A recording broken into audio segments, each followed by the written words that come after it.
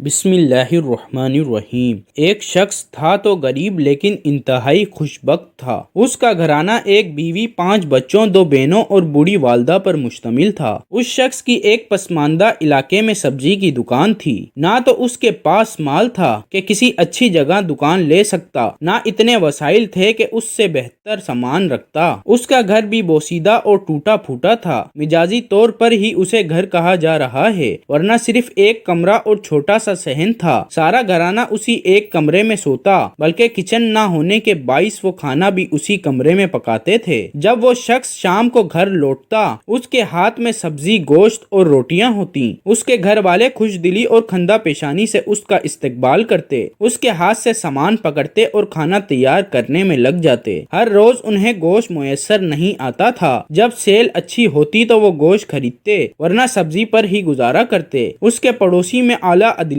کے ایک قاضی صاحب رہائش پذیر تھے۔ وہ اس خاندان سے بہت متاثر تھے کہ یہ لوگ غربت اور تنگی کے باوجود انتہائی صابر اور شاکر تھے۔ قاضی صاحب اکثر ان لوگوں کی مثال دیتے کہ میں نے زندگی میں اس سے زیادہ سعادت مند گھرانہ نہیں دیکھا۔ جب شام کو صاحب خانہ دکان سے لوٹتے ہیں تو سب گھر والے پرجوش انداز میں ان کا استقبال کرتے ہیں۔ اس موقع پر اکثر ان کے گھر حمد و ثنا کے کلمات کی آوازیں آتی ہیں۔ میری یہ خواہش ہوتی ہے کہ میں اس خوشنما منظر سے محظوظ ہو سکوں۔ پھر یہ لوگ کھانا تیار کرتے ہیں اور بڑے برتن میں ڈال کر سب مل کر کھاتے ہیں۔ ان کے کھانے کا اختتام بھی اللہ کی حمد و ثنا اور مسنون دعاؤں پر ہوتا ہے۔ آخر میں یہ اپنے بوسیدہ لیکن صاف ستھرے بستروں پر بڑی خوشی اور قناعت کے ساتھ آرام کرتے ہیں۔ یہ کسی بڑے دنیاوی مال و متاع کی تمنا نہیں رکھتے تھے۔ ان کی صرف یہی خواہش تھی کہ صحت و عافیت کے ساتھ ان کی زندگی گزرتی رہے اور انہیں کسی انسان کا محتاج نہ ہونا پڑے۔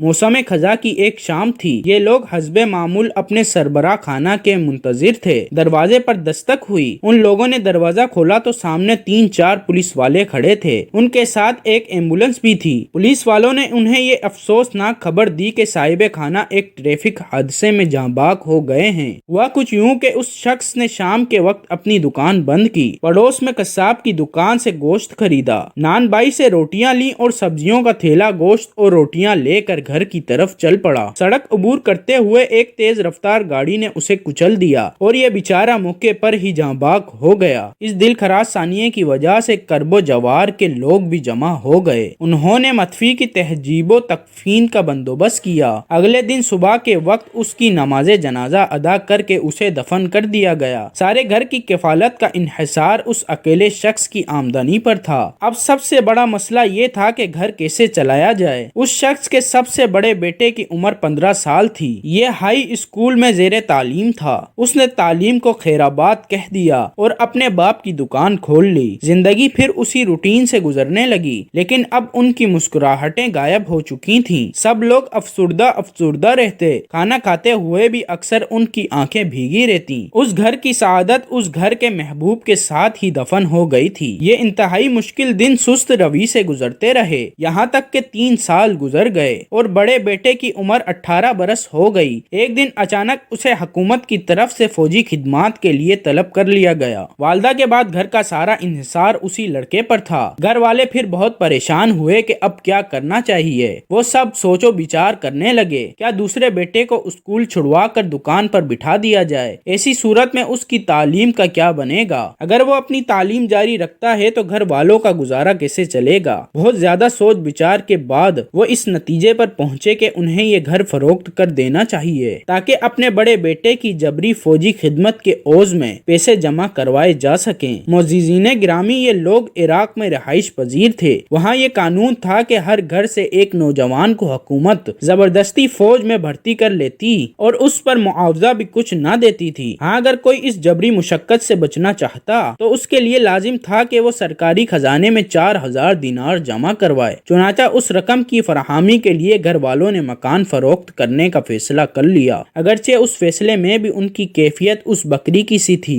جس کے بارے میں سوچا جا رہا ہو کہ اسے ذبح کر کے اس کی کھال اتاری جائے یا ویسے ہی کھینچ لی جائے۔ فوجی خدمات کے لیے دھر لیے جانے والے بیٹے کو ایک قریبی شہر میں تربیت کے لیے ایک عسکری ادارے میں بھیج دیا گیا۔ وہ بادل نہ خواستہ ہی ادھر آیا تھا۔ اسلحے کی تربیت میں اس کا دل بالکل نہیں لگتا تھا۔ انسٹرکٹر بولتے رہتے مگر یہ اپنے خیالوں میں گم رہتا۔ اس کے ذہن میں اپنے گھریلو حالات گھومتے رہتے۔ اساتذہ نے کئی مرتبہ اس کی توجہ دلائی، وارننگز دی، لیکن اس کا جسم تو یہاں تھا، ذہن کہیں اور اٹکا ہوا تھا۔ ایک دن استاد نے اسے بٹھا کر اس کا اصل مسئلہ پوچھا تو اس نے جواب میں اپنی ساری بیتی کہہ سنائی۔ اب استاد نے اصرار کرنا چھوڑ دیا اور اس کا مسئلہ اپنے آفیسر کے سامنے پیش کیا۔ آفیسر نے اس کے مسئلے کا کوئی حل نکالنے کے بجائے اس کی ڈیوٹی کچن میں لگا دی۔ اب وہ وہاں برتن دھوتا، گوشت کاٹتا، آگ جلاتا اور کھانا تقسیم کرتا۔ شب و روز اس کی یہی مصروفیات تھیں۔ ادھر اس کی ماں کی بھی یہی کیفیت تھی۔ وہ بظاہر تو چلتی پھرتی، کھاتی پیتی اور سوتی جاگتی تھی، لیکن اس کا ذہن کسی اور ہی دنیا میں گم رہتا تھا۔ اس نے اپنی گھر کی رجسٹری گروی رکھ کر ایک پراپرٹی ڈیلر سے کچھ رقم گھریلو اخراجات کے لیے ادھار لی اور اپنا مکان فروخت ہونے کے لیے لگا دیا۔ مختلف خریدار ان کا مکان دیکھنے کے لیے آتے رہے۔ آخر 20 دن کے بعد ان کا مکان 4000 دینار میں فروخت ہو گیا۔ پھر مزید 9 دن کاغذ کاروائی میں لگ گئے۔ صرف ایک دن باقی بچا تھا۔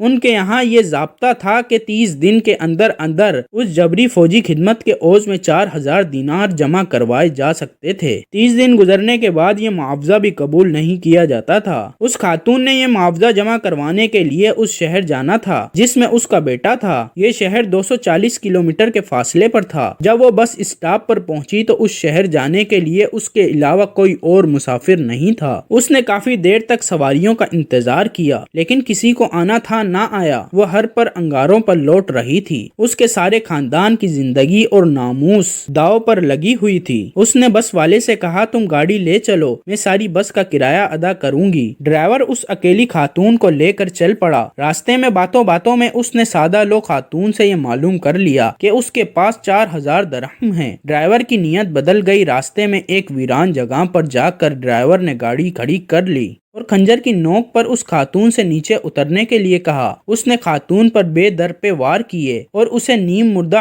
حالت میں چھوڑ کر چلا گیا۔ اس نے خاتون کا بیگ اپنے قبضے میں لے لیا۔ پھر وہ واپس آنے کے بجائے اسی شہر کی طرف روانہ ہو گیا جدھر جا رہا تھا، تاکہ شک کی کوئی گنجائش نہ رہے۔ وہ گاڑی لے کر بس اسٹینڈ پر پہنچ گیا۔ اس کے ساتھیوں نے سمجھا شاید اس بس میں آنے والی سواریاں راستے میں اتر گئی ہیں۔ ایسا ہوتا رہتا تھا، اس لیے یہ کوئی تعجب کی بات نہیں تھی۔ واپسی پر ڈرائیور اسی راستے سے گزرا۔ جب وہ اس جگہ کے قریب پہنچا جہاں اس نے جرم کا ارتکاب کیا تھا، اس کے دل میں خیال آیا کہ ایک مرتبہ اس عورت کی لاش پر نظر ڈال لوں۔ اس نے مسافروں سے بہانہ لگایا، میں قضائے حاجات کے لیے جانا چاہتا ہوں، چند منٹ بعد واپس آتا ہوں۔ وہ اس وادی کی طرف گیا۔ اسے کرہانے کی ایک حنیف سی آواز سنائی دی۔ یہ دیکھ کر وہ غصے سے کہنے لگا، اے ملعون عورت، تم ابھی تک زندہ ہو۔ پھر وہ ایک بڑے پتھر کی طرف جھکا تاکہ اس کے ذریعے اس خاتون کا سر کچل دے۔ جب اس نے پتھر اٹھایا تو پتھر کے نیچے سے ایک زہریلے سانپ نے اسے ڈس لیا۔ اس کے منہ سے ایک دلخراش چیخ نکلی اور اس نے تڑپنا شروع کر دیا۔ مسافر اس کی آواز سن کر بھاگے بھاگے وہاں آئے۔ انہیں دیکھ کر بڑا تعجب ہوا کہ وہاں ایک جاں بل خاتون بھی تھی۔ خاتون صرف اتنا ہی کہہ سکی، اس ڈرائیور سے میرا سامان واپس لو۔ وہ ڈرائیور اس پوزیشن میں نہیں تھا کہ زیادہ مزاحمت کر سکتا۔ اس نے بتا دیا کہ اس خاتون کا بیگ میں نے گاڑی میں فلاں جگہ پر چھپایا ہوا ہے۔ وہ بیگ وصول کر کے خاتون کے حوالے کر دیا گیا۔ پھر مسافروں نے دوسری طرف سے آنے والی ایک بس کو روکا جو اسی شہر جا رہی تھی جہاں خاتون جانا چاہتی تھی۔ انہوں نے اس گاڑی کے ڈرائیور سے درخواست کی کہ اس خاتون اور ڈرائیور کو ہسپتال پہنچا دے۔ ڈرائیور خوش دلی سے اس کام کے لیے آمادہ ہو گیا۔ وہ مجرم ڈرائیور تو جسم میں زہر پھیلنے کی وجہ سے راستے میں ہی دم توڑ گیا۔ اس خاتون کو البتہ ہسپتال پہنچا دیا گیا۔ خبر ملنے پر پولیس والے بھی پہنچ گئے۔ عورت مسلسل بے ہوش تھی۔ اس کے سامان میں پولیس والوں کو اس خاتون کے بیٹے کا ایڈریس مل گیا۔ پولیس نے بیٹے کو خبر دی، وہ بھی فوراً ہسپتال پہنچ گیا۔ ڈاکٹر اس خاتون کو ہوش میں لانے کی سرتور کوشش کر رہے تھے کیونکہ زیادہ دیر بے ہوش رہنا اس کے لیے جان لیوا ہو سکتا تھا۔ اگلے دن اسے ہوش آیا۔ اس نے ہلکی سی آنکھیں کھولی۔ بیٹے پر نظر پڑی تو ماں کا چہرہ خوشی سے کھل اٹھا۔ اس نے اپنے بیٹے سے صرف اتنا کہا، بیٹا میں رقم لے آئی ہوں، جبری فوجی خدمات کا معاوضہ ادا کر کے فوری رخصت حاصل کر لو۔ پھر اس پر غنودگی سی طاری ہو گئی۔ لڑکے نے وہ رقم جمع کروا دی اور اسے اجازت مل گئی۔ اس خاتون کی حالت آہستہ آہستہ سنبھلنے لگی۔ ایک دن آیا کہ وہ ہسپتال سے مکمل صحتیاب ہو کر فارغ ہو گئی۔ اس واقعے کی شہرت ہر طرف پھیل گئی۔ اس واقعے میں اللہ تعالیٰ کی قدرت کے کئی مظاہر تھے۔ ڈرائیور پہلی مرتبہ اسے نیم مردہ حالت میں چھوڑ گیا۔ واپسی پر اگر ڈرائیور وہاں نہ رکتا تو شاید کسی کو اس خاتون کے بارے میں بالکل پتہ نہ چلتا، کیونکہ اس وادی کی طرف کوئی جاتا ہی نہ تھا۔ زہریلے اور موذی جانوروں کی وجہ سے چرواہے بھی ادھر کا رخ نہیں کرتے تھے۔ اس عورت کی آواز اتنی حنیف تھی کہ کسی کو سنائی نہ دیتی۔ اگر ڈرائیور سانپ کے ڈسنے سے اتنی زور سے نہ چیختا تو کوئی اس عورت تک نہیں پہنچ سکتا تھا۔ اگر اس عورت کو اسی شہر میں جو اس کی منزل تھی نہ پہنچایا جاتا تو وہ اپنے بیٹے تک نہ پہنچ پاتی۔ اگر اسے چند لمحوں کے لیے ہوش نہ آتا تو وہ اپنے بیٹے کو یہ نہ بتا پاتی کہ رقم کا انتظام ہو گیا ہے۔ نتیجتاً اس کے بیٹے کو جبری فوجی خدمات سے رہائی نہ ملتی۔ یہ سب اس علیم القدیر ذات کی تدبیریں تھیں کہ ہر گتی سلجھتی چلی گئی۔ جب اس قصے کا چرچا ہوا تو یہ بات ان کے سابقہ پڑوسی جج صاحب تک بھی پہنچ گئی۔ انہوں نے اپنے دوستوں، احبابوں اور محلے داروں سے کہا کہ ضرورت اور آزمائش کی اس گھڑی میں ان لوگوں کی مدد کرنی چاہیے۔ ان لوگوں نے پیسے اکٹھے کر کے ان کا مکان خریدنے والے شخص سے رابطہ کیا۔ اس تک بھی یہ واقعہ پہنچ چکا تھا۔ وہ بھی خوشی خوشی یہ مکان واپس کرنے پر تیار ہو گیا۔ رقم اتنی جمع ہو چکی تھی کہ 4000 دینار جمع کرنے کے باوجود 3000 دینار بچ گئے۔ اس رقم کے ذریعے مکان کی حالت کو بہتر بنایا گیا۔ لڑکے نے دوبارہ والد کی دکان سنبھال لی۔ اب صورتحال بدل چکی تھی۔ اس کے پاس دور دراز سے گاہک آنے لگے تھے۔ ہر وقت خریداروں کا تانتا بندہ رہتا۔ کچھ عرصے بعد اس نے اپنی دکان نسبتاً بہتر جگہ پر منتقل کر لی۔ اس کا کاروبار خوب چل نکلا۔ اب زندگی بھری آسودگی سے گزر رہی تھی۔ اسرت و تنگی میں بھی وہ لوگ اللہ کے ذکر اور شکر کو نہیں بھولے تھے۔ اب آہستہ آہستہ فراقی آ رہی تھی تو اب بھی وہ سپاس گزاری کے جذبے سے سرشار رہتے تھے۔ کئی سال گزر گئے۔ ان کے بچے ایک کے بعد دیگرے تعلیم سے فارغ ہونے لگے۔ ایک بیٹا انجینئر بن گیا، دوسرا ڈاکٹر اور تیسرا آرمی آفیسر بن گیا۔ اب ان کا کھانا صرف چائے روٹی یا روٹی اور سبزی نہیں ہوتی۔ حالات اب ایسے نہیں رہے کہ انہیں کبھی کبھار گوشت میسر آتا ہو۔ ان کے دسترخوان پر انواع و اقسام کے کھانے ہوتے ہیں۔ یہ خاندان لوگوں کے لیے بہترین مثال ہے کہ یہ لوگ تنگی اور فراخی کسی حال میں بھی اللہ تعالیٰ کو نہیں بھولے۔ 1385 ہجری میں ایک وقت ایسا بھی آیا کہ یہ خاندان دجلہ کے کنارے بغداد کے بڑے پل کے قریب ایک بہت بڑے محل نما گھر میں منتقل ہو گیا۔ اب یہ خاندان 4 خاندان بن چکے ہیں۔ تینوں بڑے بیٹوں کی شادیاں ہو چکی ہیں۔ اللہ تعالیٰ نے انہیں اولاد کی نعمت سے بھی نواز رکھا ہے۔ اب بھی اس گھر کے سب افراد محبت اور احترام کے اٹوٹ رشتے میں جڑے ہوئے ہیں۔ کبھی انہیں ایک دوسرے سے شکایت پیدا نہیں ہوئی۔ والد کی وفات سے لے کر ان کی والدہ ہی گھر کی سربراہ ہیں۔ گھر کا ہر فرد ان کی رائے کا بے حد احترام کرتا ہے۔ اس سے پہلے کہ ہم اس واقعے کو ختم کریں، اس کے سب سے اہم نقطے کی طرف توجہ دلانا چاہتے ہیں۔ اس خاتون سے پوچھا گیا، جب ڈرائیور نے خنجر کے پے در پہ وار کر کے